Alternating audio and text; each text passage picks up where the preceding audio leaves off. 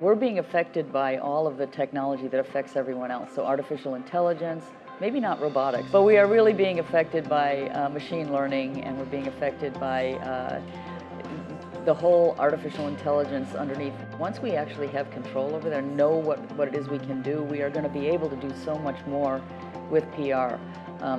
Humans will still be driving it, but it will be greatly informed by this machine learning and artificial intelligence. So I think that's very, very exciting. Bringing PR from the sort of the corners of the room where it used to hide is really important to me, because it's a very strategic function that can make or break a company. It can truly make or break a company. And if you can't measure it though, people don't think it's real.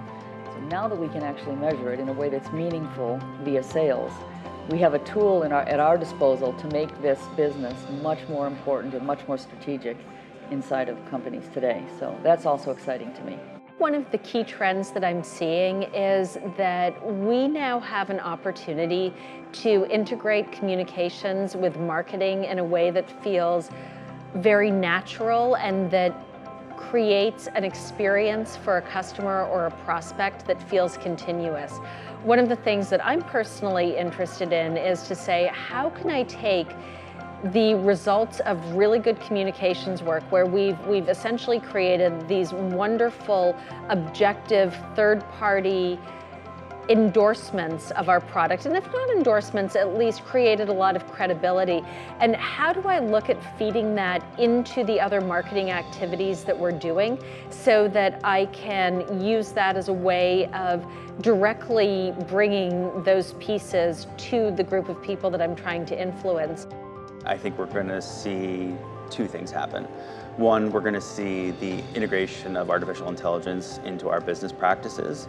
And two, we're going to see more meaningful metrics come out, more things that point towards the return on investment of PR, which has been something that's been terribly difficult to measure up until now. But attribution is the first step in a process to really get us towards true ROI of PR activities. So one of the key trends that I see in the industry is more of a phrase of expect the unexpected. You never know who is going to be your influencer. It may be that 16-year-old who writes a blog, and it could be the New York Times reporter or top-tier reporter. So with Power of Voice, with AirPR, we're able to identify who those influencers are, and we're able to really target specifically and weed out the noise. So there's so many PR professionals per reporter, and we have to be able to cut through and reach our target audience. Most companies are looking at digital transformation. If they haven't already, how do they achieve that? And the chief marketing officer and all the marketing people are really at the center of that. I think that it's tied to the emphasis on customer experience, and today's consumer is living in a digital world. So even legacy companies have to transform if they're thinking about competing, if they're thinking about optimizing their customers' experience. And it's what customers are demanding. One of the key evolving trends in communication in general is that we no longer get to own the narrative by ourselves. I think social media has allowed a lot more engagement than we've ever had before. We're getting instant feedback, and we recognize that every employee is part of telling your story, not just your PR team. Every executive is part of telling your story, not just your PR team.